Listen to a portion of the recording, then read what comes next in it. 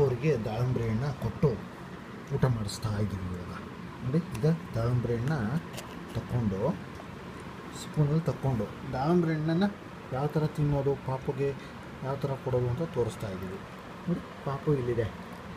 ಏನು ಇಷ್ಟು ದಪ್ಪಗೆ ಅಂತ ಅನ್ಕೋಬಿಡಿ, ಇದು ನಮ್ಮ ಮನೆಯಲ್ಲಿ ಇರೋ ಪಾಪು. ಇನ್ನೂ ಪೋಲಿಯೋನು ಹಾಕ್ಸಿಲ್ಲ, ಅದು ನೋಡಿ ಎಷ್ಟು ದಪ್ಪ ಆಗಿಬಿಡಿದೆ. ಇದು ನಮ್ಮನೆ ಪಾಪು, ಅದಕ್ಕೆ ಪೋಲಿಯೋನು ಹಾಕ್ಸಿಲ್ಲ. ಇನ್ನೊಂದು ಕೊಡ್ತೀವಿ, ಇನ್ನು ಪೋಲಿಯೋ ಹಾಕ್ಸಿಲ್ಲ, ಆದ್ರೂ ಸೈಜ್ ಬಂದ್ಬಿಟ್ಟಿದೆ.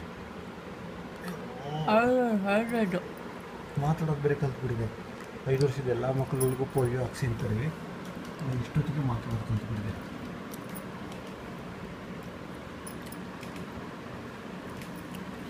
ಯಾವ ಊರು ನಿಮ್ಮದು? ಚಿಕ್ಕಮಗಳೂರು.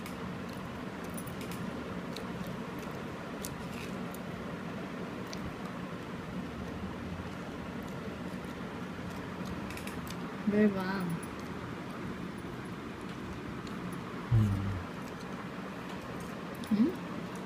ಬಿಡ ತಿನ್ನಿ, ನೀವು ತಿನ್ನಿ. ಏನು ತಿಂತಿರೋದು? ಲಿಂಬೆದ್ರ.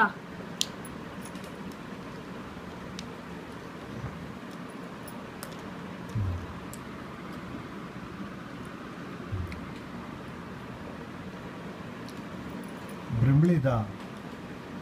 ಬೆಂಬಳಿ ಇದ. ಅದು ಯಾವುದೋ ಒಂದು ಶಾಸ್ತ್ರ ಇದೆಯಲ್ಲ, ದಾಳಿಂಬ್ರೆ ಹೊಡೆಯೋ ಶಾಸ್ತ್ರ. ಹೇಗದು ದಾಳಿಂಬ್ರೆ ಹೊಡೆಯೋ ಶಾಸ್ತ್ರ ಅಂದರೆ ಇದೇನಾ? ದಾಳಿಂಬ್ರೆ ಹೊಡೆಯೋ ಶಾಸ್ತ್ರ.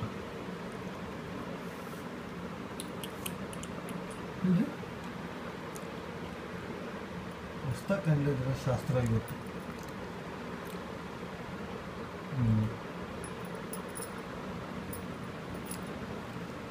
ಮೈಯೆಲ್ಲ ಮಾಡಿಬಿಟ್ರಿ.